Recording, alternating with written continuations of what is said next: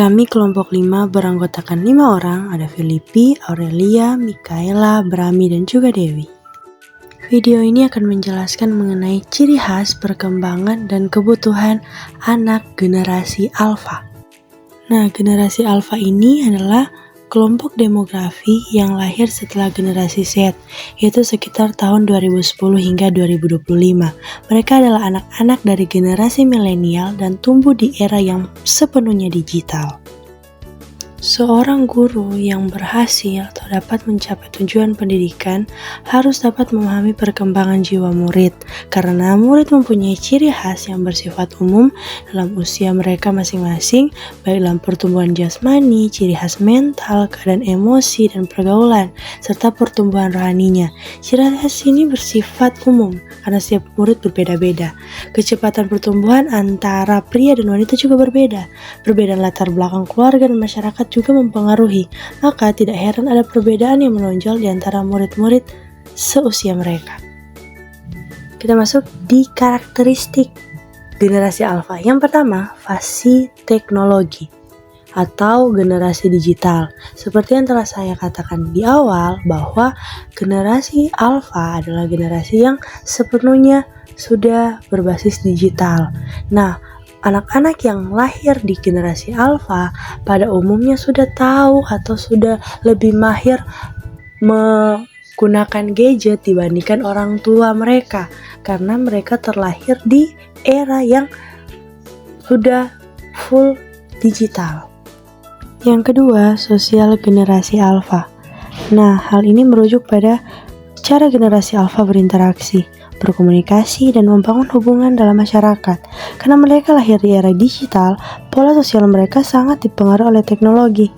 Nah, mereka cenderung banyak berinteraksi secara digital, menggunakan medsos, menggunakan platform yang melibatkan contohnya TikTok, YouTube, Instagram, yang merupakan tempat utama bersosial mereka.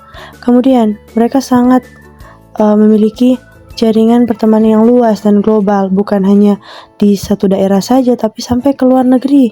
Kemudian cepat beradaptasi dengan tren sosial. Mereka banyak mengikuti hal-hal yang lebih ke viral, yang tren, dan sehingga mereka kurang untuk berinteraksi sosial tatap muka dengan orang-orang di sekitar mereka. Yang ketiga adalah multitasking. Nah, generasi Alpha, mereka mampu melakukan beberapa aktivitas sekaligus, terutama yang berhubungan dengan teknologi dan informasi. Salah satu contohnya, mereka dapat mengerjakan beberapa tugas atau mengerjakan tugas dalam waktu yang bersamaan. Misalnya, mengerjakan tugas sekolah sambil mendengarkan musik dan membalas pesan teman di media sosial. Yang keempat, sikap positif dan optimis di generasi Alpha. Hal ini mengacu pada cara mereka menghadapi kehidupan dengan semangat, percaya diri, dan keyakinan terhadap masa depan. Karena mereka tumbuh dalam dunia yang sangat maju secara teknologi, mereka memiliki banyak peluang untuk berkembang. Contohnya, mereka dapat percaya diri dan berani mencoba hal baru. Anak-anak yang di generasi Alpha cenderung tidak takut untuk mengeksplorasi teknologi baru, mencoba berbagai keterampilan, dan memanfaatkan internet untuk belajar sendiri. Yang kelima, menyukai hal praktis dan mudah.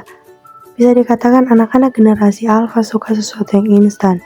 Contoh, membuat tugas di AI, kemudian mencari sesuatu langsung di internet, dan juga langsung menyalin atau menentukan jawaban tanpa berpikir kritis atau tanpa melalui tahapan-tahapan.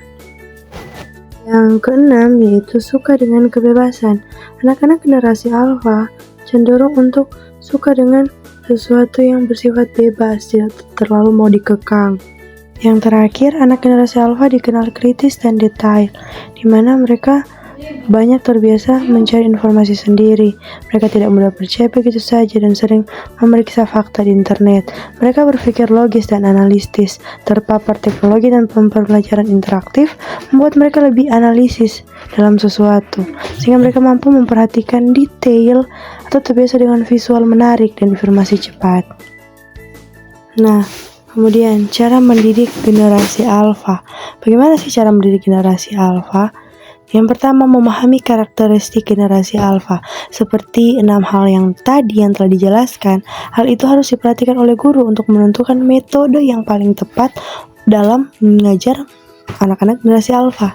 Yang kedua, menerapkan pembelajaran berbasis teknologi sesuai dengan kebutuhan atau sesuai dengan kondisi saat ini. Seorang guru harus melakukan pembelajaran berbasis teknologi agar mempermudah dan untuk menarik perhatian anak-anak generasi alfa. Yang ketiga, menanamkan nilai-nilai agama dan moral.